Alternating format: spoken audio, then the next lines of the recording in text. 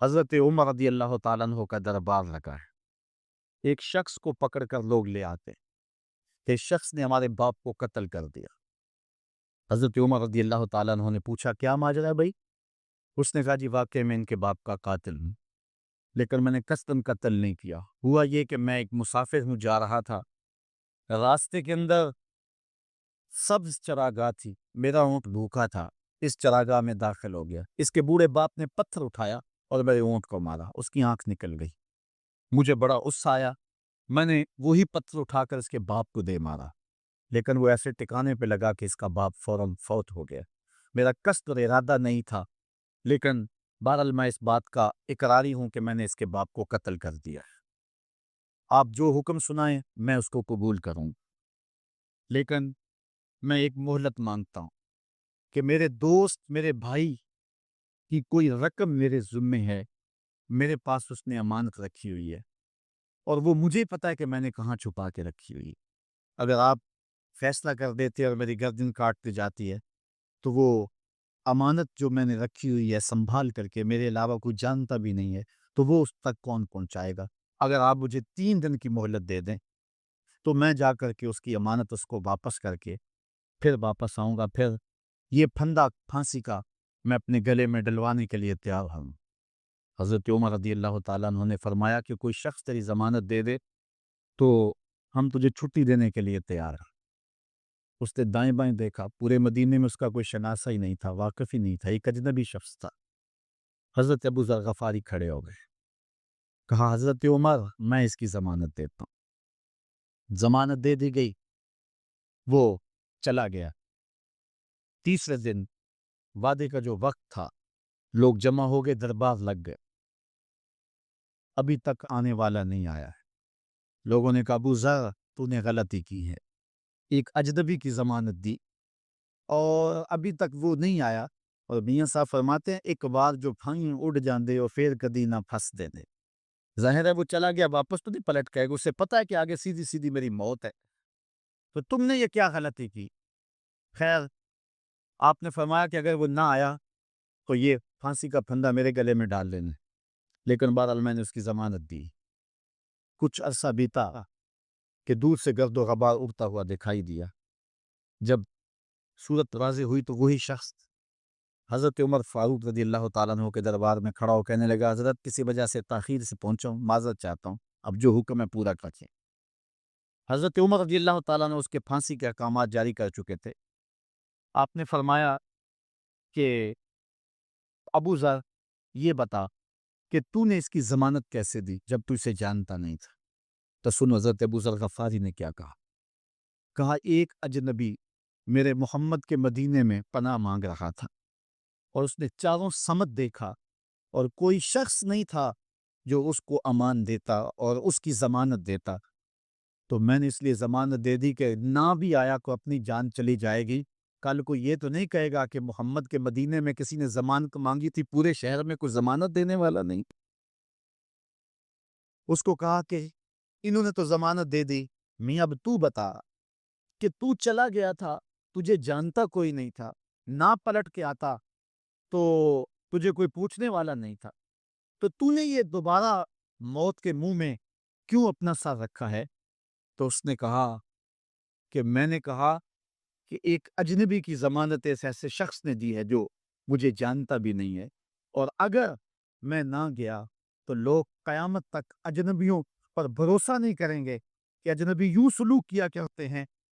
تو حضرت عمر رضی اللہ تعالیٰ عنہ اس کے پھانسی کے احکام جاری کیے، تو جن کے باپ کو قتل کیا تھا وہ بیٹے کھڑے ہو گئے، کہنے لگے تاریخ کی کالک ہم اپنے منہ پہ ملیں گے، ہم بھی اپنے باپ کے قاتل کو معاف کر دیتے ہیں۔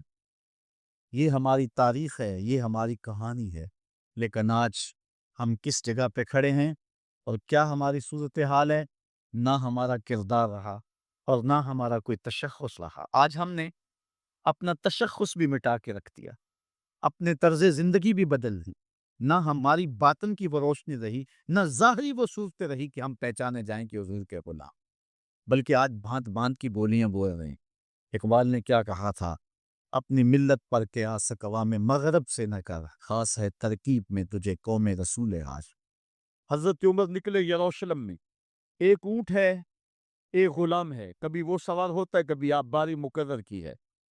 جب قریب پہنچے یروشلم کے تو عمر کی باری نکیل پکڑنے کی اور غلام کی باری اوپر سوار ہونے کی آ گئی۔ غلام نے کہا آقا میں مرضی سے اپنی باری چھوڑتا ہوں، آپ آ جائیں، دشمنوں کے مفتوحہ علاقے میں آ رہے ہیں، تازہ تازہ علاقہ فتح ہوا ہے، اسلام کی شان و شوکت ظاہر ہو۔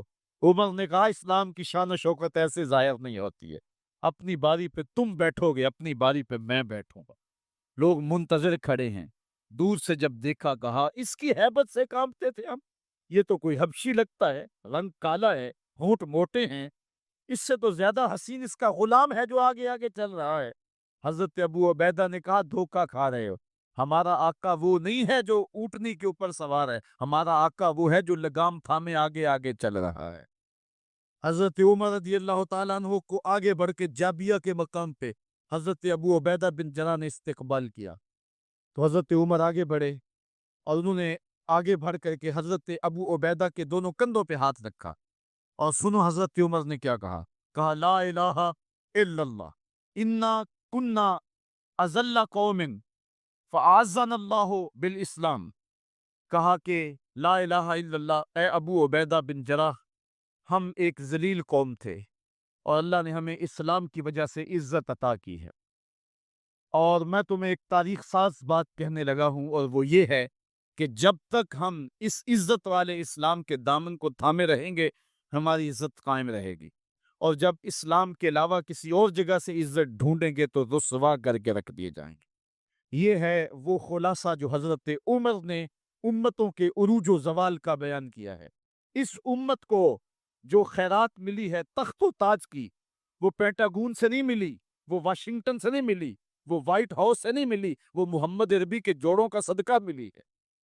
اس لیے جب ہم نے اسلام سے انحراف کیا، پاکستان حاصل کیا گیا تھا، پاکستان کا مطلب کیا؟ لا الہ الا اللہ۔ ہم نے اس نعرے کو چھوڑ دیا ہوا ہے، ہم نے انحراف کر دی ہے۔ آج ہماری نظریں مغرب کی طرف لگی ہے کہ تخت و تاج اس سے نصیب ہوتے ہیں، اور دنیا کے اوپر ہم رسوا ہو کے رہ گئے۔ ہماری پستی، ہماری زبوحالی، ہماری ذلت کا سبب یہ ہے کہ جس جگہ سے ہمیں عزت ملی تھی ہم نے وہ مرکز ہی چھوڑ دیا ہے۔ اس مرکز حیات کو، اس مرکز زندگی کو، اس مرکز عزت کو ہم نے چھوڑ دیا ہے، اور دنیا کے اوپر ہم رسوا ہو رہے ہیں۔ انہی حضرت عمر کی کہانی ہے۔ وادی تہامہ سے گزر رہے تھے کہ بچوں کی طرح بلک بلک کے رونے لگے۔ کہا عمر جوان آدمی ہو اور بچوں کی طرح بلک کے رو رہے ہو؟ کہا تم نہیں جانتے، مجھے بچپن کی کہانی یاد آ گئی۔ کہا کیا کہانی ہے؟ کہا یہی ارض تہامہ تھی، میرے باپ خطاب نے مجھے 5 اونٹ دیے تھے، کہا انہیں لائن میں کھڑا کرو سیدھا۔ میں آگے والا سیدھا کرتا تھا، پیچھے والا ٹیڑھا ہو جاتا، پیچھے والا سیدھا کرتا، آگے والا ٹیڑھا ہو جاتا۔ میرے باپ خطاب نے مجھے بڑا مارا۔ کہا ایک عرب کے بیٹے ہو کے تم سے 5 اونٹ لائن میں کھڑے نہیں ہوتے؟ کہا ایک زمانہ عمر پہ وہ تھا کہ اس سے 5 اونٹ لائن میں کھڑے نہیں ہوتے تھے، اور آج شرق سے لے کر غرب تک 23 لاکھ مربع میل کی حکمرانی، اور انسان بھی لائن میں کھڑے ہیں۔ یہ محمد عربی کے جوڑوں کا صدقہ نہیں ہے تو اور کیا ہے؟ عمر سے تو 5 اونٹ لائن میں کھڑے نہیں ہوتے تھے۔ تو یہ عزتیں، یہ تخت و تاج، یہ حکومتیں ہمیں حضور کی دہلیز سے ملی۔ جب ہم نے اس دہلیز کو چھوڑ دیا تو دنیا کے اوپر رسوا ہو گئے اور ذلیل کر کے رکھ دیے گئے۔ ہماری اخلاقی پستی اور زبوحالی نے ہم کو کہیں کا نہیں چھوڑا ہے، دامن رسالت ماپ کو چھوڑ دیا ہے۔ پھر رسوائیاں مقدر نہیں ہوگی تو کیا ہوگی؟ آئیے ابھی بھی موقع ہے، توبہ کا دروازہ بند نہیں ہوا، رب سے بھی معافی مانگ لے۔ گنبد خضرا کے مکین کے حضور بھی ہاتھ جوڑ کے کہیں چھوڑ کے آپ کا دامن رحمت، آقا ہم سے بھول ہوئی، کھو دی اپنی قدر و قیمت، آقا ہم سے بھول ہوئی، دیکھ ہماری آنکھ بچولی، اپنے سینے اپنی گولی، بھول گئے ہم در سے اخوت، آقا ہم سے بھول ہوئی، دنیا کے ٹھکرائے ہوئے ہیں، تیرے در پہ آئے ہوئے ہیں، کھول دے اپنا باب رحمت، آقا ہم سے بھول ہوئی۔ عبداللہ بن عمر اور عبید اللہ بن عمر بصرہ سے گزر رہے تھے ایک جنگ سے واپسی پر، تو حاکم بصرہ نے آپ کو کچھ پیسے دیے کہ یہ مال غنیمت میں جا کے جمع کروا دینا، اور پھر خود ہی مشورہ دیا کہ عراق کے اندر فلاں فلاں چیز بہت سستی مل جاتی ہے، اور حجاز میں ان چیزوں کی قیمت زیادہ ہے۔ تو اگر آپ ایسا کر لیں کہ یہ ان پیسوں سے خرید لیں اور جا کے مدینہ المنورہ میں فروخت کر دیں، تو جو زائد پیسے آپ کمائیں گے وہ آپ کے ہوئے، اور یہی اشرفیاں جو میں نے دی ہیں آپ کو، اتنی اشرفیاں بیت المال میں جمع کروا دینا۔ تم نے محنت کی ہوگی، تجارت کی ہوگی، تو جتنے بچیں گے وہ آپ کے ہوں گے۔ تو انہوں نے کہا بہت اچھا، وہاں سے مال خرید لیا، مدینہ المنورہ میں آ کے بیچ دیا۔ جتنی اشرفیاں انہوں نے وہاں سے دی تھی بیت المال کے لیے، اتنی بیت المال میں جمع کروا دی۔ حضرت عمر رضی اللہ تعالیٰ عنہ کو پتہ چلا، بیٹوں کو بلایا، کہا کہ سنا ہے تم نے کوئی کمائی کی ہے؟ کہا جی ہم نے تو تجارت کی، اور جو مال لیا تھا اتنا مال بیت المال میں جمع کروایا ہے۔ کہا تم بیت المال کے پیسوں پر کمائی کی ہے، وہ پیسے بھی تمہیں بیت المال میں جمع کروانے پڑیں گے۔ یہ عمر ہیں رضی اللہ تعالیٰ عنہ۔ رومی شہنشاہ کی بیوی سلام بھیجتی ہے حضرت عمر رضی اللہ تعالیٰ عنہ کی اہلیہ کو، تو وہ 1 دینار ادھار لے کر کے اس کا عطر خریدتی ہیں اور شیشیوں میں ڈال کر کے ان کو بھیجتی ہیں کہ چلو ایک رواداری کا اچھا ثبوت فراہم کیا جائے۔ تو وہ واپسی پر انہی شیشیوں کے اندر قیمتی موتی بھر کے بھیجتی ہیں، جواہرات بھر کے بھیجتی ہیں۔ حضرت عمر رضی اللہ تعالیٰ عنہ فرماتے ہیں لاؤ یہ سارے جواہرات، سب کو فروخت کرتے ہیں، 1 دینار اس کو دیتے ہیں، باقی بیت المال میں جمع کر دیتے ہیں۔ تو جب اپنی زندگی اتنی محتاط ہوگی، اتنی خوبصورت ہوگی، تو پھر کس طرح کوئی گورنر زیادتی کر سکتا ہے؟ تو حضرت سیدنا عمر رضی اللہ تعالیٰ عنہ نے اپنا طرز زندگی اور انداز معاشرت اتنا سادہ اور اتنا خوبصورت رکھا کہ اس کے مطابق تمام گورنروں کو ڈھالنے کی تلقین کی۔ آپ جب بھی کسی شخص کو بطور گورنر اس کا تعین کرتے تو اس کو یہ نصیحتیں کرتے، ایک ترکی گھوڑے پہ سوار نہیں ہوں گے، باریک کپڑا نہیں پہنیں گے، اور انچنے آٹے کی روٹی کھائیں گے، مکان کا دروازہ نہیں لگائیں گے، کوئی حاجب نہیں رکھیں گے، چوکیدار نہیں رکھیں گے، بواب نہیں رکھیں گے، جو تمہارے تک پہنچنا چاہے ڈائریکٹ پہنچ جائے۔ اللہ اکبر۔ اور پھر جب کسی کو متعین کیا جاتا اس کی جائیدادیں لکھ لی جاتی کہ اس کے پاس کتنی جائیداد ہے، وہ حساب اپنے پاس رکھتے، اور جب وہ معزول ہوتا یا اس کا وقت ختم ہوتا تو آپ دیکھتے کہ اب اس کے پاس جائیداد کی، اگر وہ جو پہلے آپ نے اپنے پاس ریکارڈ رکھا ہوتا اس سے جائیداد اس کی زیادہ ہوتی، تو حضرت عمر بقیہ جائیداد بیت المال میں جمع کرتے۔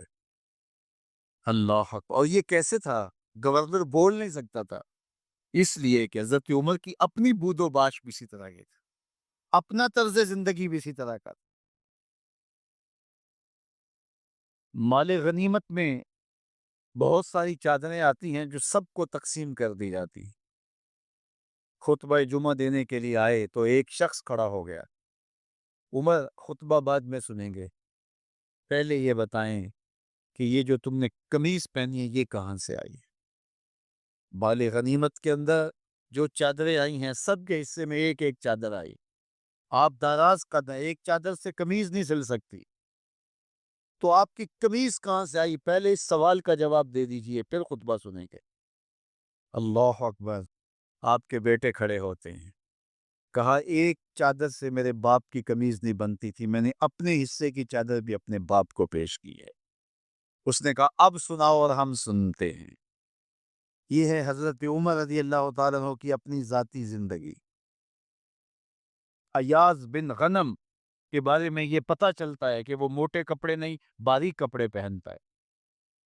اس نے گھر کے دروازے پر بواب بھی رکھا ہوا ہے، چوکیدار بھی رکھا ہوا ہے۔ تو حضرت عمر رضی اللہ تعالیٰ عنہ محمد بن مسلمہ کو بھیجتے ہیں، محمد بن مسلمہ جاتے ہیں اور جا کے تحقیق کرتے ہیں تو ایسا ہی پاتے ہیں، تو ان کو وہیں گرفتار کر کے لے آتے ہیں اور حضرت عمر کے دربار میں پیش کیا جاتا ہے، چھڑی اس کے ہاتھ میں دے کر فرماتے ہیں جاؤ تم بکریاں چرایا کرو، تم گورنری کے لائق نہیں ہو۔ ایک گورنر کو بکریاں چرانے پہ لگا دیتے ہیں اس لیے کہ تم نے ان اصولوں سے، ان ضابطوں سے انحراف کیا ہے جو ایک سلطنت کے ذمہ دار کے لیے لازم اور ضروری ہیں۔ دور موجود کے حکمرانوں کو چاہے وہ عرب کے حکمران ہوں چاہے وہ عجم کے حکمران ہوں، اگر وہ اسلام کا نام لیتے ہیں تو انہیں اپنے اعمال کا جائزہ لینا ہوگا کہ ہم کھڑے کہاں ہیں۔ حضرت عمر بن عبدالعزیز جو کہ اموی خاندان کے چشم و چراغ تھے، لیکن ان کا مزاج سب سے ہٹ کے تھا، انوکھا اور نرالا تھا۔ سلیمان نے ساری زندگی تخت و تاج کی بسر کرنے کے بعد سوچا کہ میں ان کو اپنا نائب بناؤں۔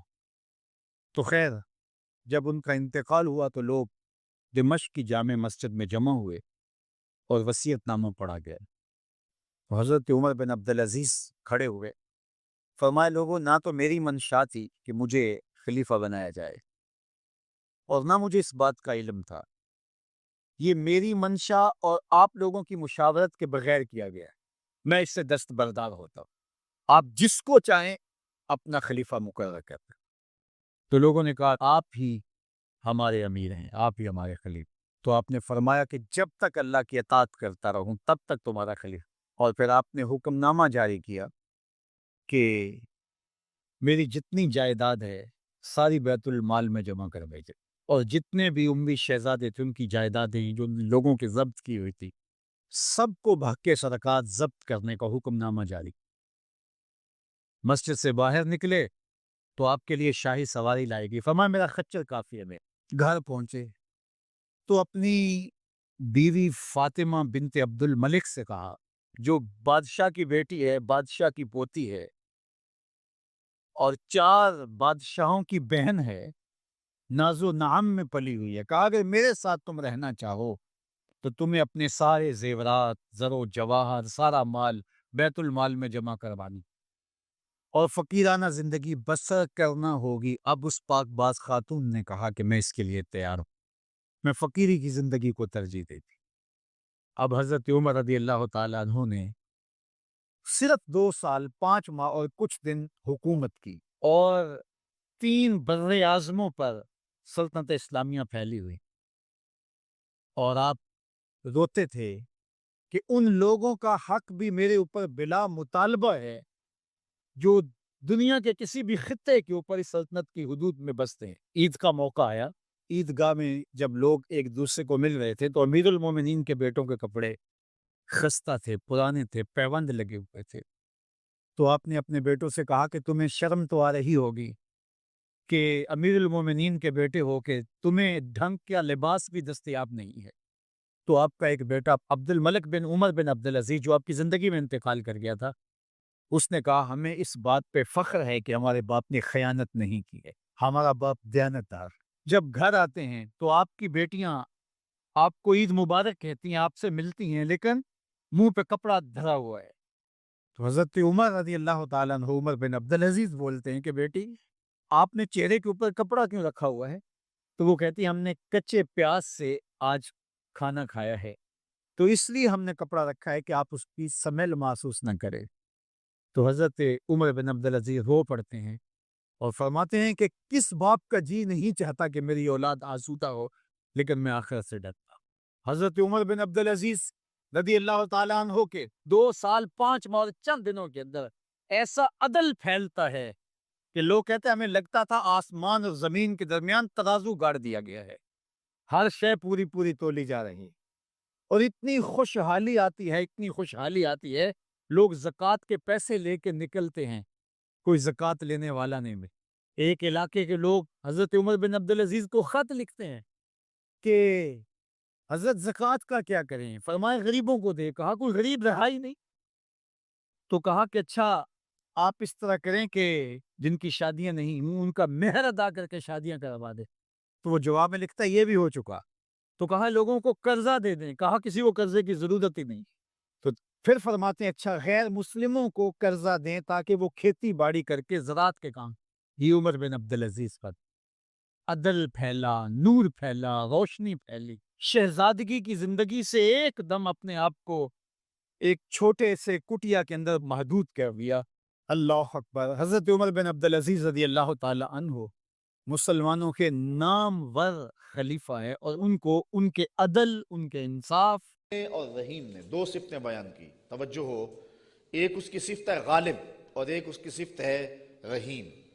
علماء کہتے ہیں کہ اس کا ما قبل سے تعلق ہے قرآن اس نے اتارا ہے جو غالب ہے، اس لیے کسی مائی کے لال میں جرت نہیں ہے کہ اس کی زیر زبر بھی بدل سکے، اس لیے کہ اتارنے والا غالب ہے۔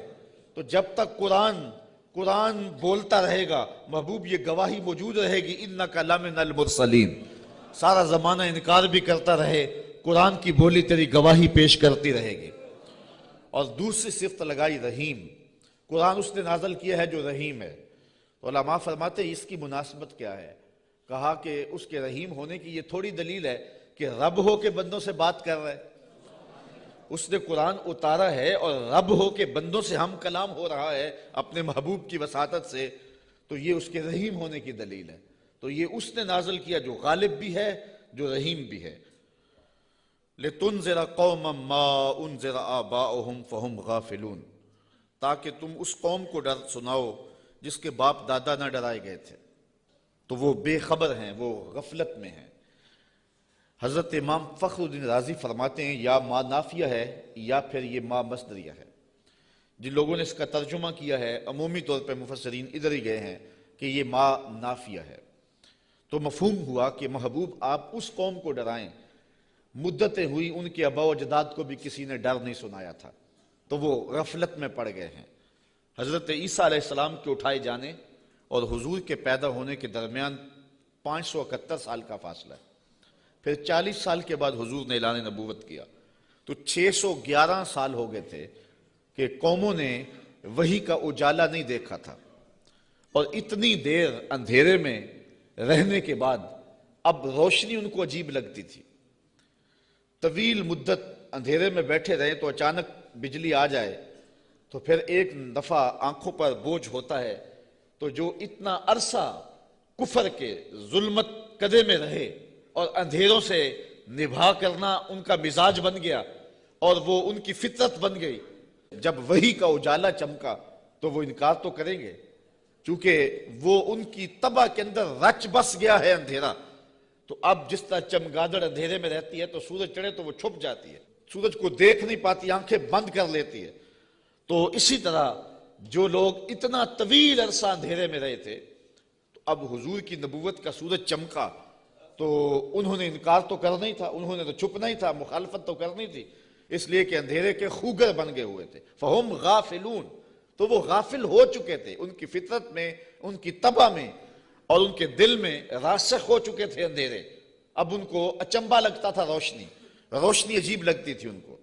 ایک تو ہے اگر یہ ما نافیہ مانے، اور اگر اس ما کو مصدریہ مانے تو پھر اس کا مفہوم یہ ہوگا کہ محبوب آپ ان کو اسی طریقے اور اسی انداز سے ڈر سنائیں جس انداز سے ان کے آباء و اجداد کو ڈر سنایا گیا تھا۔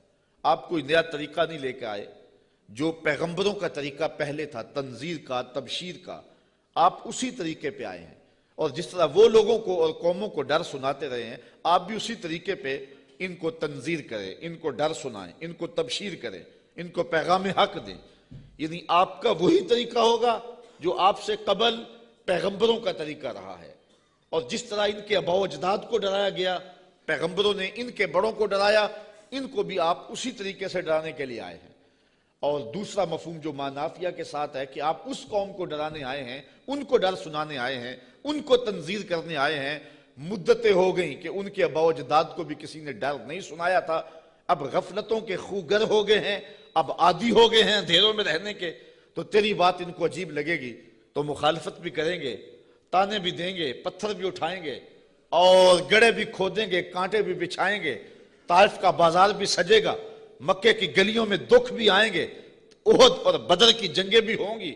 اس سخت حالات سے محبوب آپ کو گزرنا ہوگا، اس لیے کہ آپ کا پالا اس قوم سے پڑنے لگا ہے جن کے آباء و اجداد نے بھی مدتیں ہوئی روشنی نہیں دیکھی تھی، تو ان کے پاس جب آپ روشنی کا پیغام لے کے جائیں گے تو ان کو یہ بات عجیب لگے گی، اس لیے آپ ان کو تنذیر کرنے جا رہے ہیں۔ لَقَدْ حَقَّ الْقَوْلُ عَلَىٰ أَكْثَرِهِمْ فَهُمْ لَا يُؤْمِنُونَ، بے شک ان میں اکثر پر بات ثابت ہو چکی ہے کہ وہ ایمان نہیں لائیں گے۔ ابو جہل، ابو لہب، عتبہ عتیبہ اور کئی لوگ ہیں، یہ اتنے راسخ ہو چکے ہیں کفر میں، اور ان کے اندر اتنا زنگ چڑھ گیا ہوا ہے کہ محبوب یہ ایمان نہیں لائیں گے۔ آپ گھبرائیں نہیں، اپنے عمل تبلیغ کو جاری رکھیں، کٹھن حالات میں آپ روشنی کے دیے روشن کرتے چلے جائیں، اندھیرا چھٹتا چلا جائے گا، لیکن اکثر لوگ نہیں مانیں گے، مخالفت کریں گے، کھڑے ہو جائیں گے، مقابلہ کریں گے، بہت کچھ ہوگا۔ محبوب یہ بات طے شدہ ہے کہ آپ کی مخالفت ہوگی اور زیادہ لوگ نہیں مانیں گے۔ اِنَّا جَعَلْنَا فِي أَعْنَاقِهِمْ أَغْلَالًا، ہم ان کے گردن میں، ان کے گلوں میں طوق چڑھا دیے ہوئے۔ حضرت مولا کائنات سیدنا علی المرتضیٰ رضی اللہ تعالیٰ عنہ اپنے ان دونوں ہاتھوں کو یوں جوڑ کر کے اپنی گردن کے نیچے رکھا، تو جب گردن کے نیچے رکھا تو سر اوپر اٹھ گیا، تو فرمایا جس طرح گردن کے نیچے ہاتھ رکھنے سے گردن تن جاتی ہے اور سر اوپر اٹھ جاتا ہے، اللہ نے کافروں کے گلے میں یوں طوق چڑھا دیے ہیں کہ ان کی گردنیں اوپر کو اٹھی ہیں اور وہ چڑھتے ہوئے سورج نبوت کا دیکھ ہی نہیں سکتے ہیں۔ اچھا آگے لفظ بھی فرمایا فَهِيَ إِلَى الْأَذْقَانِ، اور وہ ٹھوڑیوں تک چڑھے ہوئے ہیں۔ فَهُمْ مُقْمَحُونَ، مقمحون عربی میں ایسے اونٹ کو کہتے ہیں کہ جس کو کھینچ لیا جائے، جس کی گردن کھینچ لی جائے اور وہ نیچے بھی نہ دیکھ سکے، دائیں بائیں بھی نہ گردن موڑ سکے، آنکھیں تاڑے لگ جائیں اور گردن اوپر کو اٹھی ہو، نیچے سبز چارہ بھی ہو تو اسے دکھائی نہ دے، اس کو کہتے ہیں ایبالن مقمحن، ایسا اونٹ کہ جس کی گردن اٹھی ہوئی ہے۔ اللہ کہتا فہم مقمحون، یہ بھی مقمحون ہیں، ان کی گردنیں بھی اوپر کو اٹھ گئی ہیں، اس لیے محبوب نے کچھ سجائی نہیں دے رہا۔ مزید یہ وَجَعَلْنَا مِن بَيْنِ أَيْدِيهِمْ سَدًّا وَمِنْ خَلْفِهِمْ سَدًّا، ہم ان کے آگے بھی دیوار کر دی ہے، ان کے پیچھے بھی دیوار کر دی، دو دیواریں چن دی آگے پیچھے۔ فَأَغْشَيْنَاهُمْ، اور پھر ان کے منہ کے اوپر خول چڑھا دیے، فَهُمْ لَا يُبْصِرُونَ، تو وہ نہیں دیکھ سکتے۔ مجھے بتاؤ کہ آگے بھی دیوار ہو، پیچھے بھی دیوار ہو، منہ کے اوپر کپڑا خول چڑھا ہوا ہو اور نظر تاڑے لگی ہوئی ہو، گردن اٹھی ہوئی ہو، گلے میں طوق ہو، تو چڑھتا ہوا سورج دکھائی دے گا؟ چمکتا ہوا چاند نظر آئے گا؟ ٹمٹماتے ہوئے ستارے سجھائی دیں گے؟ کہا محبوب ان کی حالت بھی یہ ہے، تیری نبوت کا سورج تو چمک رہا ہے، انہیں دکھائی نہیں دے رہا ہے، اس لیے کہ یہ اس اندھیرے میں پھنس گئے ہوئے ہیں۔ مفسرین نے یہ بھی لکھا ہے کہ کچھ کافر ابو جہل، نضر بن حارث اور باقی پتھر لے کے حضور کو مارنے کے لیے، حضور کو اذیت دینے کے لیے گئے تھے، لیکن پھر اس طرح ان کی گردن اٹھ گئی اور ہاتھ ان کے ٹھہر گئے، اور کسی نے دیکھا کہ ایک بیل ہے جو اس کے اوپر حملہ کرنے والا ہے، تو ان کی حالت کو بیان کیا گیا ہے۔ تو اللہ فرماتا ہے وہ دیکھ نہیں سکتے۔ وَسَوَاءٌ عَلَيْهِمْ أَأَنذَرْتَهُمْ أَمْ لَمْ تُنذِرْهُمْ لَا يُؤْمِنُونَ، اب برابر ہے کہ آپ ان کو ڈرائیں یا نہ ڈرائیں، یہ ایمان نہیں لائیں گے، اس لیے کہ اندھیرے جم گئے ہوئے ہیں۔ اب یہاں ایک سوال پیدا ہوتا ہے، اور وہ یہ کہ جب اللہ نے ان کو ایسا کر دیا ہوا ہے تو اب اگر ایمان نہیں لاتے ہیں تو پھر ان کا کیا قصور؟ چونکہ اتنا طویل عرصہ نبی نہیں آئے، پیغمبر نہیں آئے، اندھیروں میں یہ خوگر ہو گئے، تو کہا نہیں ایسی بات نہیں ہے۔ بات یہ ہے کہ پیغمبر جب آئے تو انہوں نے تکذیب کر کے، پیغمبر کی توہین کر کے، نبی رحمت کی تضحیق کر کے، حضور کا انکار کر کے، اذیتیں دے کے اپنے لیے ایسا ماحول پیدا کر دیا کہ اللہ نے پھر ان کے دلوں پہ زنگ چڑھا دیے۔ اب یہ کچھ دیکھ نہیں سکتے، تو یہ نہیں تھا کہ ان کو روشنی دی نہیں گئی تھی، ان کو اجالا فطرتاً بھی دیا گیا تھا، انہوں نے اسے بھی مسخ کر لیا، اور ان کو روشنی پیغمبر رحمت کے ذریعے سے بھی آئی تھی، انہوں نے اس کا بھی انکار کر دیا۔ اب اس حالت میں پہنچ گئے پیغمبر کی توہین کی وجہ سے کہ رب کی غیرت بھی جوش میں آئی، رب نے دیواریں چن دی، اب کچھ دکھائی دے نہیں رہا۔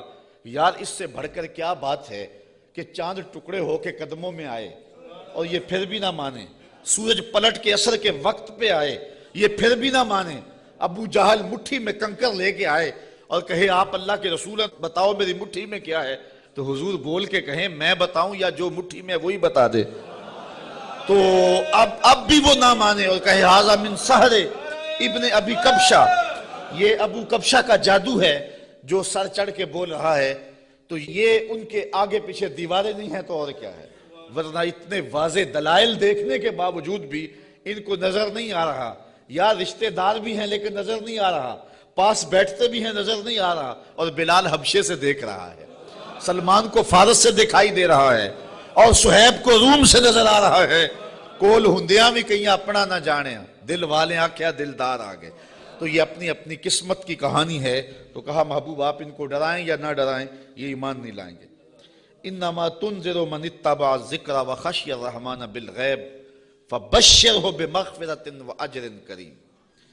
اچھا سوال پیدا ہوتا ہے جب لوگ تو ایمان لائیں گے نہیں، لوگ تو مانیں گے نہیں، انکار پہ انکار کرتے جائیں گے، دل اندھے ہو گئے ہیں، آگے پیچھے اوپر نیچے پردے ہی پردے ہیں، تو پھر تبلیغ کیوں کی جائے، تبلیغ عمل جاری کیوں رکھا جائے؟ جب زمین ہی بنجر ہے تو پھر بیج کیوں ڈالا جائے؟ جب زمین ہی جو ہے وہ شور اور کلر ہے تو پھر می برسنے سے ہوگا کیا؟ تو پھر تبلیغ کا عمل رک جانا چاہیے۔ کہا محبوب نہیں، تیرے کرم کا می برستا رہنا چاہیے، تیرے کرم کا می جو ہے وہ ان کے اوپر نازل ہوتا رہنا چاہیے۔ یہ نہیں مانیں گے، ایسے بھی ہیں۔ انما تنذر من اتبع الذکر، محبوب آپ اس کو ڈر سناؤ جو نصیحت کے پیچھے پیچھے چلے۔ ایک وہ ہے جو سنتے نہیں، اور ایک ہے جو جھولیاں پھیلا کے پیچھے پیچھے آ رہے ہیں۔ ایک وہ ہے کہ آپ سناتے ہیں، کانوں میں انگلیاں ٹھونس لیتے ہیں، اگر سنائیں تو پھر بھی ایک کان سے سن کے دوسرے کان سے نکال لیتے ہیں۔ اور ایک وہ بھی ہیں کہ تو پہاڑ کی چوٹی پہ بیٹھا ہے اور محبت والا، آنکھوں میں ظاہری روشنی بھی نہیں رکھتا۔ عبداللہ ابن مکتوم حضور کی خوشبو سونگ سونگ کے پتھروں پہ اوپر چڑھتا ہوا پہاڑ پہ پہنچ جاتا ہے اور آپ کی چوکھٹ پہ جولی پھیلا کے کہتا ہے کہ یا رسول اللہ علمنی ما علمک اللہ، اللہ نے جو آپ کو دیا میری جھولی میں بھی ڈال دیجئے۔ ایک سن نہیں رہے اور ایک پیچھے پیچھے آ رہا ہے۔ محبوب ایک سن نہیں رہے اور ایک جھولی پھیلا کے کہتا ہے چمک تجھ سے پاتے ہیں سب پانے والے، میرا دل بھی چمکا دے چمکانے والے۔ تو کہا محبوب وہ بھی ہیں جو نصیحت کے پیچھے پیچھے چلتے ہیں۔ وَخَشْيَ الرَّحْمَنَ بِالْغَیب، اور رحمان کو بن دیکھے رحمان سے ڈرنے والے۔ یہ لوگ ہیں جو تیری نصیحت کو قبول کریں گے، تیری بات کو قبول کریں گے۔ اللہ نے مختلف طبائع بنائی ہیں، سویر سے لے کر شام تک۔ ہماری نوکری بھی قرآن کی ہی ہے، تو دیکھتے ہیں کہ کئی جگہوں پہ ایسا بھی ہوتا ہے کہ لوگ توجہ نہیں کر رہے ہوتے چونکہ انہیں قرآن کی لذت ہی نصیب نہیں ہوتی، اور کچھ ایسے ہوتے ہیں کہ وہ آنکھ کا جھپکنا بھی بوجھ سمجھتے ہیں کہ کوئی ایک لفظ بھی ادھر نہ چلا جائے۔ تو یہ اپنا اپنا ذوق ہے صاحب، جو بلبل کا ذوق ہے وہ چڑیا کو نہیں دیا گیا، اور جو پروانے کا ذوق ہے وہ مکھی کو نہیں دیا گیا، اور جو چکور کو پیار دیا گیا ہے چاند کا وہ کسی اور کو نہیں دیا گیا۔ تو قرآن کے لیے بھی اللہ نے دل رکھے ہیں، جو قرآن سنتے ہیں ان کی روح تک اترتا چلا جاتا ہے۔ اقبال نے ایک جگہ پہ بڑی خوبصورت بات لکھی، کہا کچھ لوگ ایسے ہیں جو حافظ شیرازی کے شعر پہ اور عراقی کے شعر پہ تو جھومتے ہیں اور انہیں قوال کا نغمہ تو مست کر دیتا ہے، لیکن قرآن سے انہیں کچھ بھی نہیں ہوتا۔ کہا وہ قسمت کے مارے ہوئے لوگ ہیں۔ کہا یہ تو شاعروں کا کلام ہے جو مخلوق ہیں، اور جو قرآن ہے یہ رب کا کلام ہے، اور جو بادشاہوں کے کلام ہوتے ہیں وہ کلاموں کے بادشاہ ہوتے ہیں، اور یہ رب کا کلام ہے، یہ خالق کا کلام ہے۔ تو جو لذت، جو چاشنی، جو کیفیت قرآن میں ہے وہ نہ کسی شعر میں ہو سکتی ہے، نہ کسی سخن میں ہو سکتی ہے، نہ کسی نظم میں، نہ کسی نثر میں، لیکن کیفیت اپنی اپنی ہوتی ہے۔ کسی کو قوالی تو مزہ دے دیتی ہے، لیکن قرآن اسے لطف نہیں دیتا ہے۔ اس کو اپنے اندر کو دیکھنا چاہیے اور کتاب رحمت سے دل جوڑنا چاہیے۔ اس کا ایک ایک لفظ نور دے رہا ہے۔ کہا محبوب جو رحمان سے بن دیکھے ڈرتے ہیں وہی اس قرآن کے نور کو لینے والے ہیں۔ اچھا فبشرہ بمغفرہ، انہیں مغفرت کی بشارت دے دیجئے، انہیں مغفرت کی بشارت دے دیجئے۔ وَأَجْرٍ کریم، یار اجر ہی کافی تھا لفظ، لیکن کریم کی ساتھ صفت لگائی۔ میرے پاس کوئی اس کا مفہوم نہیں ہے کہ اس کو اردو میں ڈھال سکوں، لیکن اتنا ہی سمجھیں کہ جس اجر کو میرے رب نے بھی کریم کہا وہ کیسا اجر ہوگا۔ اللہ فرماتا ہے ہم ان کو بخشیں گے بھی اور اجر کریم بھی دیں گے۔ اِنَّا نَحْنُ نُحْيِي الْمَوْتَى وَنَكْتُبُ مَا قَدَّمُوا وَآثَارَهُمْ وَكُلَّ شَيْءٍ أَحْصَيْنَاهُ فِي إِمَامٍ مُبِينٍ، بے شک ہم مردوں کو جلائیں گے، زندہ کریں گے، اور ہم لکھ لیں جو انہوں نے آگے بھیجا، جو پیچھے چھوڑا، اور ہر چیز ہم نے گن رکھی ہے ایک بتانے والی کتاب میں۔ آج کوئی مانے یا نہ مانے، انکار کرے یا اقرار کرے، تردید کرے یا تائید کرے، رخ پھیر لے یا جھولی پھیلا لے، محبوب آپ پریشان نہیں ہوں گے۔ ایک وقت آنے والا ہے ہم قبروں سے مردوں کو اٹھائیں گے۔ آج کوئی مانے یا نہ مانے، ہم نے لکھی ہوئی ہے، ایک ایک بات لکھی ہوئی ہے، وہ روشن کتاب میں۔ قیامت کے دن نامہ اعمال کھلے گا، سب سامنے آ جائے گا۔ تو محبوب آپ اپنے عمل کو جاری رکھیں، جو آپ کر رہے ہیں ہم وہ بھی لکھ رہے ہیں، اور جو آگے سے ان کے رویے ہم وہ بھی لکھ رہے ہیں۔ قیامت کے دن ہر شے سامنے ہوگی اور رب کی عدالت میں سارے فیصلے ہوں گے۔ اچھا ایک تو یہ مفہوم ہے جو عامت المفسرین نے بیان کیا اس آیت کا، لیکن ابن عاشور میں اس کا ایک اور مفہوم بیان کیا ہے، اور ذرا سنیے. وہ کہتا ہے کہ اس آیت کو انا نحن نحیی الموتى، اس کو ہم ما قبل سے اگر ملا کے پڑھیں تو مفہوم اس کا کچھ اور نکلتا ہے، اور وہ یہ کہ محبوب تیری بات کو کچھ لوگ سنتے نہیں ہیں اور تو ان کے پاس جا کے بات سناتا ہے اور وہ پرواہ نہیں کرتے، ان کے اوپر نیچے آگے پیچھے زنگ ہیں اور پردے ہیں، لیکن محبوب تیرے کرم کا می برستا رہنا چاہیے، ایک دن آئے گا مردے بھی جی اٹھیں گے. محبوب تیرے کرم کا می برستا رہے، ایک دن آئے گا ان شور اور کلر زمینوں میں بھی پھول کھل اٹھیں گے. اس لیے تو کرم فرماتا رہے اور تو تبلیغ کا عمل جاری رکھ. روزانہ پتھر پہ بھی ایک قطرہ گرے تو ایک دن سوراخ وہاں بھی ہو جاتا ہے، اور محبوب تیری مٹھی بولی جاری رہنی چاہیے. ایک دن زمانہ تیرے کلمے پڑے گا، اور پھر فتح مکہ کے دن لوگوں نے دیکھا سب کے لبوں پہ ترانے میرے حضور کے ہی تھے. تو یہ ہے ایک مفہوم. اچھا، یہ بات بیان کرنے کے بعد جو اگلا رکوع ہے، مضمون لمبا نہ ہو جائے لیکن میں کچھ مضمون آپ کے سامنے رکھ دیتا ہوں اختصار کے ساتھ. اللہ نے اپنے محبوب کے غلاموں کو ان کٹھن حالات میں تسلی دی. وَضْرِبْ لَهُمْ مَثَلًا أَصْحَابَ الْقَرْيَةِ، محبوب انہیں اس شہر والے لوگوں کی کہانی سناؤ. یہ محبوب کے قلب کو اور حضور کے غلاموں کے دل کی تسکین کے لیے اللہ نے کہا، چونکہ کہانیوں کے ساتھ ویسے بھی انسان کا جو رجحان ہے وہ طبعی ہوتا ہے، فطری ہوتا ہے. کہانی کی طرف میلان ایک فطری ہے، انسان کی طبع میں رکھا گیا، شوق سے سنتا ہے. کسی زمانے میں شام کو بچے دادی اماں کے بستر میں گھستے تھے کہ اس سے کہانیاں سننی ہیں، اور دادی اماں اپنی روایات، اپنا کلچر، اپنی تہذیب، اپنا تمدن اور اپنی خاندانی روایات اس کہانی کے اندر سمو کر کے ان بچوں کو اخلاقیات کا درس، اپنے مذہب کا درس اور اچھائیوں کا درس اور تقوی کا درس اس ایک کہانی میں رکھ کے ان کو دیا کرتی تھی. اور وہی ہمارا کلچر تھا، وہی ہماری تہذیب تھی، اور وہ اپنی روایات کو نئی نسل میں منتقل کر کے جاتی. جب سے ہم نے دادی اماں کا بستر چھوڑ دیا ہے اور ٹیلی ویژن کی سکرین سے تہذیب لینا شروع کر دی ہے، اس لیے ہم نے روایات ادھر سے لینی ہے، اور وہی حقیقتوں کے اجالے اور وہی روشنیاں تھی. اور آج ہم پتہ نہیں کیا کس کو کلچر قرار دے رہے ہیں. میں 2-4 دن پہلے لاہور میں 4-5 جگہ پہ درس پہ رہا ہوں اور جگہ جگہ کلچر میلے اور کیا کچھ دیکھتا رہا ہوں، تشہیر اس کی. تو میں کہا تھا، جگہ جگہ میں نے کہا یہ ہمارا کلچر نہیں ہے. جو ماہرین ہیں اور جو فنون والے ہیں وہ کہتے ہیں کہ جو کلچر ہوتا ہے کسی بھی قوم کا، اس پر جغرافیے کی اور مذہب کی چھاپ ضرور ہوتی ہے. یہ کبھی نہیں ہو سکتا کہ کسی قوم کا کلچر، اس کی تہذیب اس کے جغرافیے سے اور اس کے معتقدات سے، اس کے عقائد سے ہٹ کر ہو. تو یہ سارتا پا برہنہ کلچر یہ ہمارا کلچر نہیں ہو سکتا، نہ مشرقی کلچر نہ حجازی کلچر. ہمارا کلچر مغرب کی ہواؤں سے نہیں پھوٹتا، مدینے کی فضاؤں سے پھوٹتا ہے.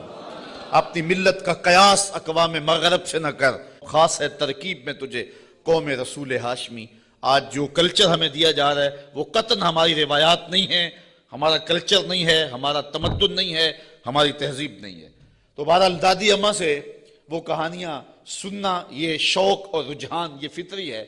تو اللہ تعالیٰ نے قرآن مجید میں کئی کہانیاں ہماری ہدایت کے لیے بیان کی ہیں، اور یہ کہانی بھی وَضْرِبْ لَهُمْ مَثَلًا أَصْحَابَ الْقَرْيَةِ. محبوبی نے اس بستی کے لوگوں کی کہانی سنائے.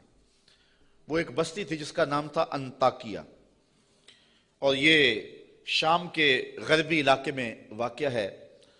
وہاں اللہ نے 2 رسول بھیجے ان لوگوں کی ہدایت کے لیے. خوشحال بستی تھی، اللہ نے 2 رسول بھیجے، انہوں نے دونوں کا انکار کر دیا. اللہ نے ان کی تائید کے لیے 3را رسول بھیجا، انہوں نے اس کا بھی انکار کر دیا. حتیٰ کہ ان نبیوں کی تکذیب کی، انہیں گالیاں دی، اور پتھر لے کر ان نبیوں کو شہید کرنے پر آمادہ ہو گئے. جب نبیوں کو قتل کرنے لگے تو شہر کے ایک کنارے پر ایک شخص رہتا تھا. اسے جب پتہ چلا کہ یہ نبیوں کو قتل کر رہے ہیں میری قوم کے لوگ، تو تھا تو وہ مسکین آدمی، لیکن اس کے دل میں جذبہ جاگا. وہ وہاں سے دوڑتا ہوا آیا اور اپنی قوم کو کہنے لگا تم قتل کرنے لگے ہو، میں کہتا ہوں ان کے قدم چومو. تو وہ جتنے پتھر تھے ان نبیوں پر برسنے کے لیے آمادہ تھے وہ اس شخص پہ برس گئے، اور پھر وہ شہید ہو گیا. پھر اس کی لاش سے آواز کیا آئی؟ یہ قرآن کی بولی ہے. ذرا توجہ کر لیں، میں اس کی تفصیلات میں تو نہیں جاؤں گا، لیکن اختصار کے ساتھ مضمون آپ نے سن لیا. اب قرآن کا لہجہ دیکھیے.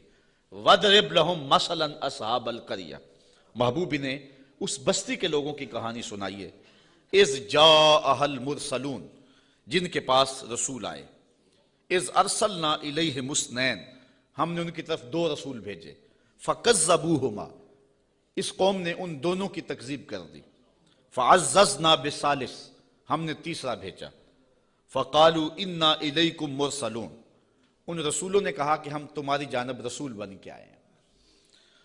قالوا، قوم نے کہا، ما انتم الا بشر مثلنا، تم تو ہمارے جیسے بشر ہو۔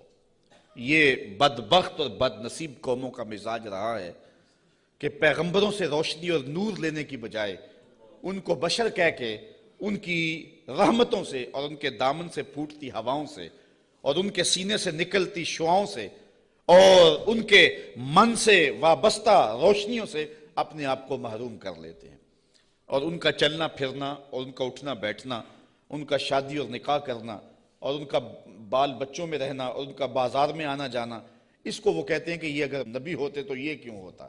یہ عجیب بات ہے، ان کی عظمتوں کے پہلوؤں کو چھوڑ کے نظر یہاں رکھ دیتے ہیں، حالانکہ یہ بھی انسانیت کے نمونے کے لیے اور ہدایت کے لیے ہوتا ہے۔ یہاں میں بہت لمبی بات نہیں کروں گا، اگرچہ یہ عنوان ایک لمبی گفتگو کا متحمل ہے۔ ایک بات کروں گا کہ اصل بدبختی ہے لوگوں کی، ہمارے بزرگ فرمایا کرتے تھے، تم نے حلیمہ کی بکریوں کے پیچھے پیچھے دیکھا، سدرہ پر جبریل کے آگے آگے نہیں دیکھا۔ بس جو یہاں نظر جما لے تو وہ محروم ہو جاتا ہے، اور جو اس سمت کو دیکھے تو وہ روشنیاں پا جاتا ہے۔ اچھا، دوسری بات، اور اب وہ آپ کی توجہ کے لیے، کہ ایک طرف اس قوم کا رویہ یہ ہے اور کافروں کا یہ مزاج رہا ہے کہ وہ نبیوں کو بشر کہہ کے ان کو رسول ماننے سے انکار کر دیتے ہیں۔ زندہ اور جاوید انسانوں کو، متحرک اور فعال ہستیوں کو، وہ زندہ اور جاوید انسانوں کو بشر کہہ کے نبی ماننے سے، رب کا بھیجا ہوا ماننے سے، رب کا فرستادہ ماننے سے انکار کر دیتے، اور دوسری جانب صنم خانوں کے مردہ پتھروں کو خدا مان لیتے۔ ذرا ان کا تفاوت دیکھیے، نہ مانے تو زندہ اور جاوید انسانوں کو نبی بھی نہ مانے، اور ماننے پہ آ جائیں تو ہاتھوں سے تراشے ہوئے پتھر کے جو ہے وہ بت اور مٹی کے بنے ہوئے مادوؤں کو خدا بھی مان لیں۔ تو یہ کیا تفاوت ہے کہ ایک طرف یہ نبیوں کو، زندہ اور متحرک انسانوں کو نبی بھی نہ مانے، اور دوسری جانب پتھروں کو خدا بھی مان لیں۔ تو اصل یہ نفسیاتی پرابلم تھا، اور یہ قوموں میں ہر دور میں موجود رہا ہے۔ سادہ سا جواب ہے، یہ لمبی یہاں بھی بحث چاہیے، لیکن سادہ سا جواب ہے کہ صنم خانوں کے مردہ پتھروں کو ماننے میں مفادات پہ زیادہ نہیں پڑتی۔ انسان کی زندگی میں وہ مردہ پتھر اور بت دخل اندازی نہیں کرتے، انسان کی انا پر چوٹ نہیں لگاتے۔ ایک پجاری زانی ہو، شرابی ہو، ڈاکو ہو، جو مرضی کرے، کبھی پتھروں نے بول کے نہیں کہا کہ یہ کیا کر رہے ہو، ہمیں بھی پوچھتے اور یہ کیا رویے رکھے ہوئے۔ ان کی جھوٹی انا کا بت بھی پلتا رہتا اور وہ سجدے بھی کرتے۔ تو بتوں کو ماننے سے ان کو اپنی زندگی بدلنی نہیں پڑتی تھی، اپنے رویے بدلنے نہیں پڑتے تھے، اور ان کی سوچوں پر کوئی پہرا نہیں تھا، ان کے خیالوں پر کوئی قدغن نہیں تھی، طرز حیات پر کوئی دخل نہیں تھا، اس لیے بتوں کو ماننے میں کوئی پریشانی نہیں تھی۔ اور نبیوں کو ماننے کا مقصد یہ تھا کہ سر سے لے کر پاؤں تک زندگی کے ایک ایک لمحے کو، معاشرت سے لے کر کے نجی زندگی سے لے کے سیاسی زندگی تک سب کچھ بدلنا پڑتا تھا، اور اپنی خواہشات کے جنازے کندھوں پہ اٹھا کے دفن کرنے کے بعد پھر نبیوں کے قدم چومنے پڑتے تھے۔ اس لیے نبیوں کو ماننے میں پرابلم تھا اور بتوں کو ماننے میں کوئی پرابلم نہیں تھا، اس لیے کہ بتوں کو ماننے میں کوئی مفادات پہ زیادتی نہیں پڑتی تھی، اور نبیوں کو ماننے کا مقصد یہ تھا پھر اپنی خواہش چھوڑنی پڑتی تھی۔ تیرے ہندیاں سندیاں محبوبہ، میں کافر ہوں جے میں ہوں، پھر تو اپنا آپ چھوڑنا پڑتا تھا نا۔ اس لیے وہ انسانوں کو نبی ماننے کے لیے تیار نہیں تھے اور پتھروں کو خدا ماننے کے لیے آمادہ ہو جاتے۔ آج بھی یہ نفسیات ہمارے اندر بھی پائے جاتے ہیں۔ ایک شخص 70 سال حدیث رسول پڑھاتا رہا، 80 سال اس نے قرآن کی نوکری کی، تو لوگ اس کے گرد اتنی تعداد میں جمع نہیں ہوتے، اور ایک بندہ دونی رما کے تموڑی شاہ بیٹھ جاتا ہے اور ساری قوم اس نانگے کے پیچھے بھاگ جاتی ہے، تو کچھ لوگ کہتے ہیں کہ پتہ نہیں اس میں کمال کیا ہے، کرنٹ کیا ہے۔ صاحب بات کرنٹ کی نہیں ہے، مفادات پہ زد نہیں پڑتی، اور اس شخص کے پاس آنا ہے تو زندگی بدلنی پڑتی ہے۔ اس لیے ان مردوں کو ماننے میں حرج نہیں ہے، اور ان فعال اور زندوں کو ماننے میں اپنی خواہشات کا جنازہ اٹھانا پڑتا ہے۔ لہذا انسان کا رجحان ادھر نہیں ہوتا ہے، انسان کا رجحان ادھر ہوتا ہے۔ یہ ایک انسان کی فطرت ہے۔ اس بات کو سمجھانے کے لیے میں آپ کو ایک بات سناؤں گا۔ میرا ایک دوست ہے پرانا، تو بچپن میں جن سے تعلق رہا ہو تو وہ کم ہی کسی کے لیے اعتقاد کا رشتہ رکھتے ہیں، لیکن یہ اللہ کا فضل ہے کہ میرے لیے اس کے دل میں بڑی محبت، حتیٰ کہ میرے ساتھ اس کا روحانی تعلق بھی ہے۔ تو اس کا ایک دوسرا دوست ہے، اور وہ میرا بھی دوست، اور وہ بہت زیادہ پڑھ لکھ بھی گیا ہے اس کی طرح۔ تو اس نے کہا یار دیکھ، میں بھی ایک اعلیٰ منصب پہ ہوں اور حضور کی سنت چہرے پہ ہے، تو تیرے دل کے اندر بھی اس شخص کے لیے محبتوں کے جذبے ہیں، تو بھی میری طرح اس شخص کے ساتھ اپنا باطن کا تعلق قائم کیوں نہیں کر لیتا؟ یہ ایک مرید کے دل میں خواہش ہوتی ہے کہ دوسرا شخص بھی میرے پیر سے وابستہ ہو جائے۔ اس فطری خواہش کے تحت اس نے اس کو دعوت پیش کی۔ تو اس نے جو جواب دیا، وہ جواب اس آیت کے مفہوم کو سمجھنے میں مدد دے گا۔ اس نے کہا کہ میں کبھی کبھی اس کی تقریر سنتا ہوں تو یار میں حساس سا آدمی ہوں، رات کو سو نہیں سکتا، تو جس کی تقریریں مجھے سونے نہیں دیتی، اگر میں اس سے تعلق جوڑ لیا وہ تو مجھے زندہ مار دے گا۔ اس لیے مجھے تو پیر ایسا چاہیے کہ جو سرہانے کے نیچے رکھ کے آرام سے سو بھی سکوں، اور جس کو چاہوں تو لپیٹ کے جیب میں ڈال بھی سکوں، اس کے ساتھ تعلق کا یہ رشتہ مجھ سے تو نہیں نبھایا جائے گا۔ تو انسان چاہتا ہے، انسان کی طبع ہے، انسان کی فطرت ہے، جہاں مفادات پہ زد نہ پڑتی ہو تو لوگ وہاں دوڑتے ہیں، اور جہاں مفادات پہ زد ہوتی ہو، جہاں اپنا آپ بدلنا ہوتا ہے، وہاں صائب فکر کے لوگ ہی جاتے ہیں۔ وہ تھوڑے بھی ہوں، زیادہ بھی ہوں، اس سے غرض نہیں ہے، لیکن ہوتے صائب ہیں۔ تو ان کافروں کا مزاج یہ تھا کہ پیغمبروں کی یہ کہہ کے تکذیب کر دی کہ تم تو بشر ہو، اور صنم خانوں کے مردہ پتھروں کو خدا ماننے لگ جاتے۔ وما انزل الرحمن من شیء، کہنے لگے تمہارے اوپر رحمان نے کچھ نہیں اتارا۔ ان انتم الا تکذبون، تم تو معاذ اللہ جھوٹ بولتے ہو۔ گالیاں دی، برا بھلا کہا، تکذیب کی نسبت کر دی۔ اچھا، جو شریف آدمی ہوتا ہے اس کا بھی اپنا مزاج ہوتا ہے۔ شریف آدمی سے کوئی الجھ بھی پڑے تو وہ اپنی شرافت کے دائرے سے نیچے نہیں آ سکتا۔ وہ کسی کو گالی بھی دے تو وہ بھی شائستہ انداز کے اندر اس کو سخت لفظ نہیں دیتا، چونکہ اس کی زبان متحمل نہیں ہوتی سخت لفظ کی۔ وہ شیخ سعدی نے لکھا ہے کہ ایک شخص کو کتے نے کاٹ لیا، تو وہ رات کو کرا رہا تھا، تو اس کی ایک چھوٹی سی بیٹی تھی، تو اس نے دیکھا کہ بار بار میرا باپ اٹھ کے کرا رہا ہے، تو اس نے غصے سے کہا، جب باپ چپ ہی نہیں کر رہا تھا، کرائے جا رہا تھا، کہا بابا بابا تو دندانہ داری، تجھے کتے نے جب کاٹا تھا تو تیرے دانت نہیں تھے؟ اس نے کہا پتر جب کتا کاٹے تو کتے کو آگے سے کاٹا نہیں جاتا۔ تو جو شریف آدمی ہوتا ہے وہ گالی کا متحمل نہیں ہوتا، اور کوئی سخت لفظ بھی کہے تو اس کو بھی تول کے بولتا ہے۔ اب ان کافروں نے تو گالیاں دی، پیغمبروں کو برا کہا، تکذیب کر دی۔ پیغمبروں نے جواب کیا دیا، ذرا سنیں اور زندگی کا حسن دیکھیں اور اچھے لوگوں کی عادات دیکھیں۔ اللہ اکبر۔ تو ان پیغمبروں نے کہا قالوا ربنا یعلم انا الیکم لمرسلون، ہمارا رب جانتا ہم رسول ہیں۔ ایک تو بات یہ، اور دوسری بات تم مانو نہ مانو تمہاری ضرورت بھی نہیں ہے، جب ہمارا رب جانتا ہے کہ ہم رسول ہیں۔ یہاں بات سمجھانے کے لیے مجھے پھر ایک مثال دینا پڑے گی۔ اوچ شریف سے بزرگ تشریف لائے راول پنڈی، تو علاقہ بھر کے جو سادات تھے وہ اپنے اپنے شجرے لے کر کے تصدیق کے لیے ان کے پاس پہنچے، چونکہ یہ جد امجد ہیں سادات کے۔ تو پیر میر علی شاہ صاحب نہیں گئے، تو کسی نے پیر صاحب سے کہا کہ حضرت سارا زمانہ آیا ہے اور اپنے شجروں کی تصدیق کروائی ہے، آپ نہیں گئے؟ تو پیر میر علی شاہ رحمۃ اللہ تعالیٰ علیہ فرمانے لگے کہ میں وادی ہمراہ میں تھا، میری عصر کی سنتیں قضا ہو گئیں، سویا تو حضور خواب میں ملے، اور آقا کریم نے فرمایا سید ہو کے عصر کی سنتیں چھوڑتے ہو؟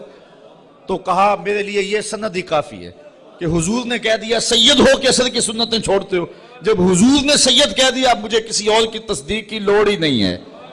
تو کہا تم مانو نہ مانو ہمارا رب کہتا ہے کہ ہم رسول ہیں، یہی سند کافی ہے کہ ہمارا رب کہہ رہا ہے کہ ہمیں رسول ہے۔ اچھا، اگر آپ کی توجہ ہو تو اس سے ایک اور بات میں آپ کے سامنے رکھنا چاہوں گا۔ جو سچا آدمی ہوتا ہے اس کی طبع کے اندر ایک اطمینان ہوتا ہے، اور جو جھوٹا آدمی ہوتا ہے اس کو کبھی بھی سکون نہیں ملتا۔ وہ سیاست کے روپ میں ہو، وہ مشائخ کے روپ میں ہو، وہ عالم کے روپ میں ہو، وہ کسی اور بھی روپ میں ہو، اس نے ایک جماعت رکھی ہوتی ہے اپنی تعریف و توصیف کروانے والی. بھنڈ قسم کے لوگ اس کے ساتھ ہوتے ہیں جو زمین سے آسمان تک اس کو اٹھا کے لے جاتے. چونکہ ہمارا تعلق مذہبی طبقے سے ہے، ہم دیکھتے ہیں کہ بعض لوگوں کو انہوں نے اپنے ساتھ بھنڈ قسم کے مولوی رکھے ہوئے ہوتے ہیں جو انہیں قطب زماں تو غوث زماں پتہ نہیں کیا کیا کہہ رہے ہوتے ہیں، لیکن ہم ان لوگوں کے چہروں پہ دیکھتے ہیں ان کے اندر چور بول رہا ہوتا ہے. اور اسی طرح جس طرح جھوٹا آدمی اس کا سارا زمانہ بھی تعریف کرے تو اسے تو پتہ ہوتا ہے، تو وہ اندر جو ضمیر ہے اس کا ملامت کرتا ہے اور اس کی پیشانی پہ کچھ لکھا ہوتا ہے جو بصیرت والے لوگ پڑھتے ہیں. اسی طرح جو سچا آدمی ہوتا ہے سارا زمانہ مخالفت بھی کرے اور زمانہ گالیاں بھی دے، سچ اس کی پیشانی پہ بول رہا ہوتا ہے. اسے کوئی ضرورت نہیں ہوتی کہ کوئی مجھے کہے کہ تو اچھا ہے، سارا زمانہ مخالف بھی ہو جائے اسے یہ پرواہ نہیں ہوتی. انہوں نے کہا تم مانو یا نہ مانو، ربنا یعلم، ہمارا رب جانتا ہے کہ ہم اس کے رسول ہیں. ہمارے سے ڈگری لینے کی ہمیں ضرورت بھی نہیں ہے، ہمارا رب جانتا ہے کہ ہم رسول ہیں. وما علینا الا البلاغ المبین. انہوں نے کہا ہمارا اتنا کام تھا وہ ہم نے کر دیا، ہمارا کام تھا تبلیغ کرنا اور وہ کھلی تبلیغ ہم نے کر دی. یہ آپ ہر خطیب سے سنتے، جب تقریر ختم ہوتی ہے تو آخر میں کہا جاتا ہے وما علینا الا البلاغ المبین. تو یہاں میں ایک جملہ کہنا چاہوں گا، اگر کوئی شخص قرآن و حدیث بیان کرنے کے بعد کہے وما علینا الا البلاغ المبین پھر تو بات جچتی ہے، اور اگر کوئی 1 گھنٹہ لطیفے سنانے کے بعد اور جغت بازی کرنے کے بعد لوگوں کی پگڑیاں اچھالنے کے بعد پھر کہے وما علینا الا البلاغ المبین تو بھلا بات جچے گی؟ بات تو تبھی جچے گی جب ان پیغمبروں کے مشن کو ادا کرے اور پھر کہے وما علینا الا البلاغ المبین. انہوں نے کہا ہمارا کام اتنا تھا کہ ہم نے تمہارے تک تبلیغ کر دی، اب تمہاری مرضی مانو یا نہ مانو. قالوا انا تطیرنا بکم لئن لم تنتہوا لنرجمنکم وليمسنکم منا عذاب علیم. کہنے لگے معاذ اللہ ہم تمہیں منحوس سمجھتے ہیں، نحوست کی نسبت ان نبیوں کی طرف کر دی. اور مفسرین نے لکھا ہے کہ بارش بھی زیادہ ہو جاتی تو کہتے ہیں ان کی وجہ سے، کبھی دھوپ کڑاکے کی لگ جاتی تو کہتے ہیں ان کی وجہ سے، کبھی کوئی چلتے چلتے کوئی گر جاتا تو کہتے ہیں ان کی وجہ سے.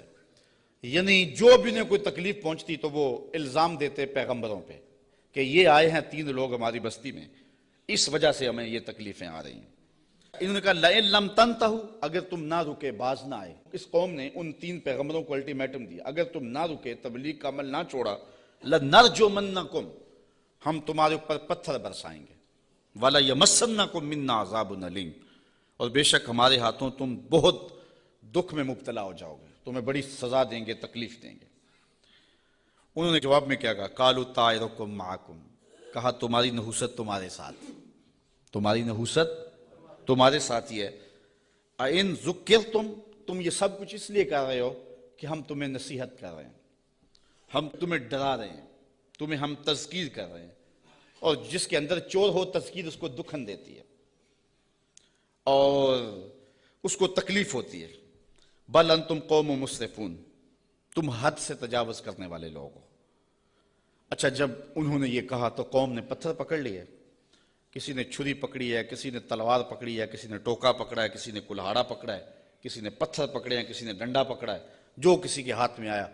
میدان میں لے آئے 3 پیغمبروں کو اور ان کو قتل کرنے کے لیے قوم امڑ آئی. اب جب ان پیغمبروں کو شہید کرنے کے لیے لوگ آمادہ ہوئے تو پھر شہر کے کنارے وہ شخص آیا. میں بالکل چھوٹا تھا، 12 یا 13 سال کی عمر ہوگی. میرے والد گرامی رحمۃ اللہ تعالیٰ علیہ فجر کی نماز میں سورہ یاسین پڑھا کرتے تھے، اور جب اس آیت پہ آتے تو حالت ان کی بھی ہوتی کہ بلک بلک کے رو پڑیں گے. اور مجھے بھی نہیں پتا کہ دل میں کیا اترتا تھا، اس وقت تو پتا نہیں تھا، چھوٹے تھے، لیکن بعد میں جب مفہوم سمجھ میں آیا تو پھر پتا چلا کہ اس آیت میں کیا ہے. اس کا ترجمہ تو میں آپ کے سامنے رکھوں گا ہی، لیکن آپ لفظوں پہ بھی غور کرنا، لفظوں کی کشش کیا ہے.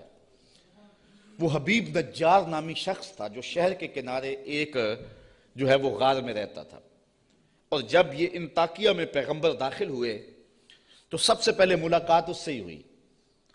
اس کو 70 سال ہو گئے تھے، ایک بیماری میں مبتلا تھا اور روزانہ بتوں کے آگے ہاتھ جوڑ کے معافی مانگتا تھا اور اپنی شفا کا عرض کرتا تھا. تو پیغمبروں نے جب توحید کی دعوت دی، بتوں کو چھوڑنے کا کہا، تو اس نے کہا کہ تمہارا رب کیا کر سکتا ہے؟ کہا کہ جن بتوں سے 70 سال ہو گئے تو معافی مانگتا ہے اور شفا مانگتا ہے، انہوں نے نہیں دی، ہمارا رب تجھے ایک لمحے میں شفا دینے پہ قادر ہے۔ اس نے کہا کیسے؟ ان پیغمبروں نے ہاتھ اٹھائے۔ اچھا یار، پیغمبر تو ایک ہی ہاتھ اٹھا لے اور پھر 3 پیغمبروں نے ہاتھ اٹھائے ہوں گے تو پھر کیفیت تو کچھ اور ہی ہوئی ہوگی۔ اچھا، اس کی بیماری ختم ہو گئی، فوراً ٹھیک ہوا، اپنے گھر میں رہ کے ذکر فکر میں لگا رہتا تھا۔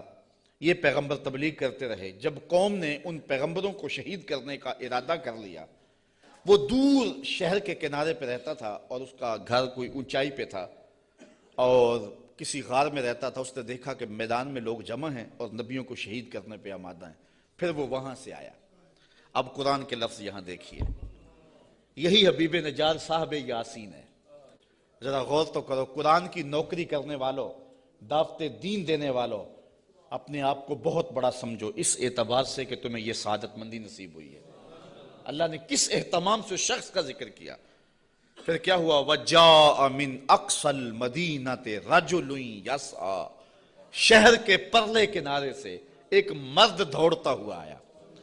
یار وہ کیسا مرد تھا جس کو رب نے بھی مرد کہہ کے پکارا، وہ جس کو رب نے بھی مرد کہہ کے پکارا، کیونکہ سارا ماحول مخالفت میں ہے اور وہ واقعی مرد تھا، اکیلا آ گیا۔ وَجَاءَ مِنْ أَقْصَى الْمَدِينَةِ رَجُلٌ يَسْعَى، شہر کے پرلے کنارے سے ایک مرد دوڑتا ہوا آیا۔ قال یا قوم اتبعوا المرسلین، کہا میری قوم رسولوں کی اتباع کرو، ان کی مخالفت نہ کرو۔ ان کو پتھر مارنے لگے ہو، میں کہتا ہوں ان کے قدم چومو۔ اتبعوا من لا یسألکم اجرا وہم مہتدون، ایسوں کی پیروی کرو جو تم سے کچھ مانگتے بھی نہیں اور ہیں بھی سیدھی راہ پہ۔ تو مفسرین فرماتے ہیں پیروی اس کی کرنی چاہیے جس میں 2 کوالٹیاں ہوں، ایک لالچ مزاج نہ ہو اور دوسرا سیدھی راہ کا مسافر۔ ایک بندہ سیدھی راہ پہ ہے لیکن اپنے حرف بھی بیچتا ہے اور لفظ بھی بیچتا ہے، قرآن کی آیتیں بھی بیچتا ہے اور حدیث رسول کے ایک ایک کلمے کو بیچتا ہے، تو اس سے آپ ہدایت نہیں لے سکتے۔ گو ہدایت پہ ہے، وہ بات سچی کر رہا ہے، قرآن کی کر رہا ہے، حدیث کی کر رہا ہے، لیکن وہ لالچی مزاج کبھی بھی تمہیں کسی موقع پہ بھی بیچ دے گا، تمہاری راستہ خراب کر دے گا۔ اس شخص کے پیچھے نہ چلو جو طبعاً لالچی ہے اور وہ تمہیں خراب کرے گا۔ اور دوسرا وہ کہ ہدایت یافتہ بھی ہو۔ اگر کوئی بندہ ہدایت یافتہ نہیں ہے لیکن بے غرض تبلیغ کرتا ہے تو آپ کہتے ہیں یار یہ تو مانگتے کچھ نہیں ہے۔ اچھا تم سے تو کچھ نہیں مانگتا، امریکہ سے تو ڈالر لیے ہوئے ہیں، اس لیے اس کے بھی پیچھے نہ چلو جو ہدایت پہ نہ ہو۔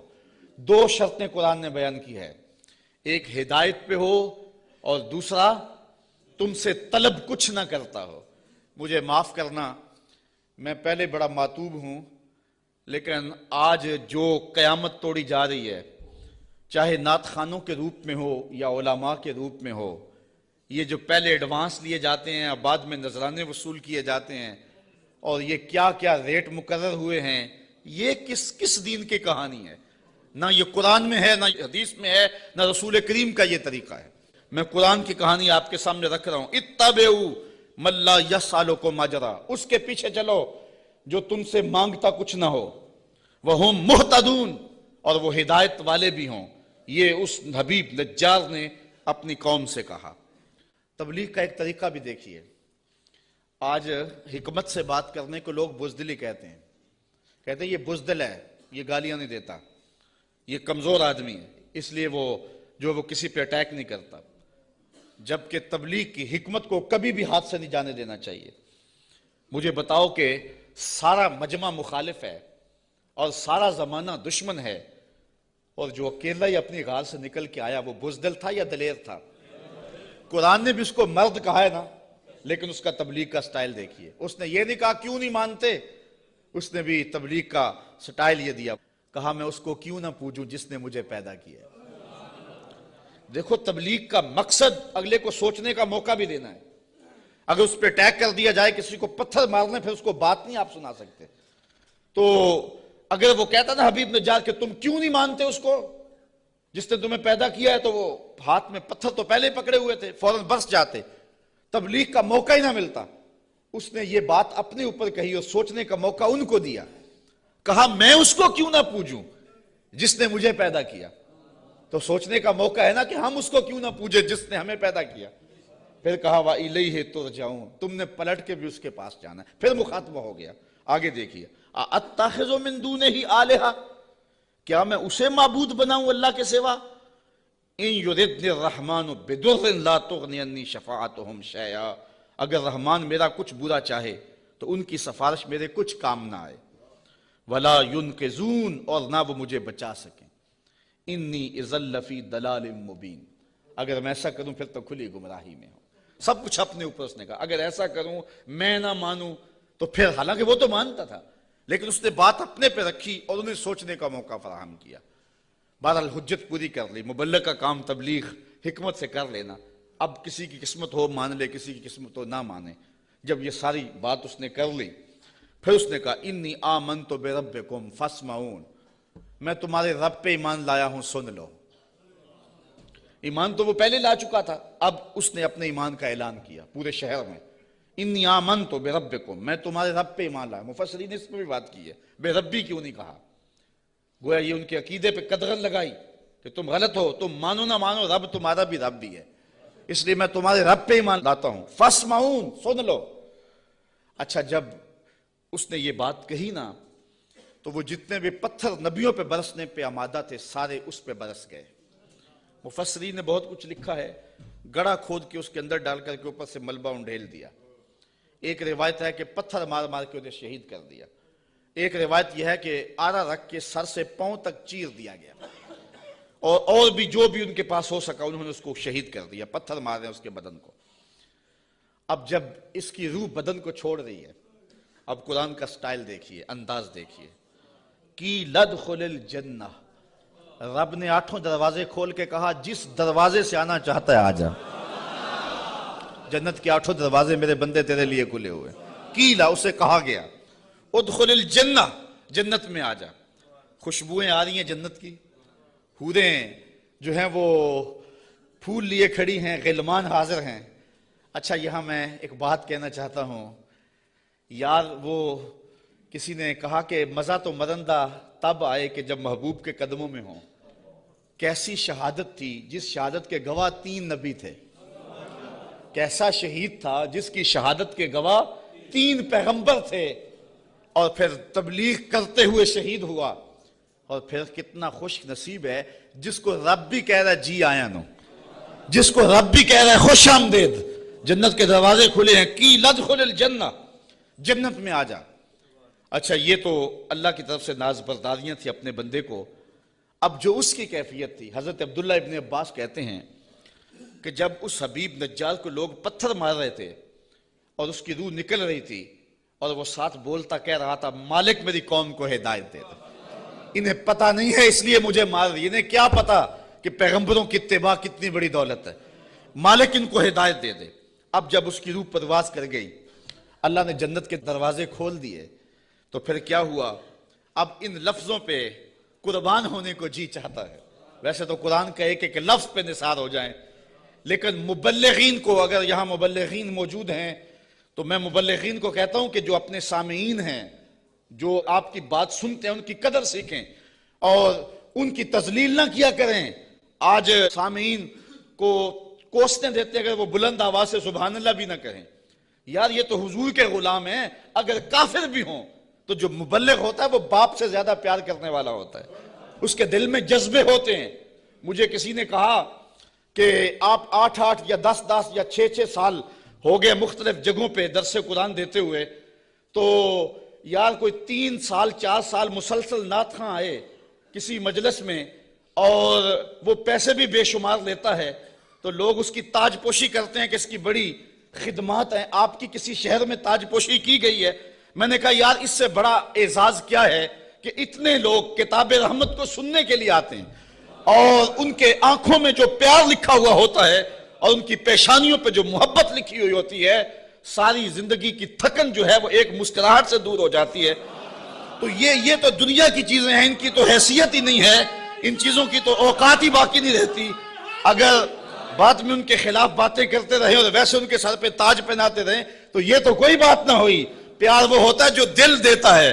میں نے کہا کہ میں ان سے نوٹ تو نہیں مانتا. ایک بندہ کہنے لگا کتنے پیسے لیتے ہو؟ میں نے کہا بندہ پورے کا پورا ہی لے لیتا ہوں. جب کسی کے پاس جاتا ہوں پھر وہ میرا ہی ہو جاتا ہے, بھاگتا رہتا ہے پیچھے پیچھے.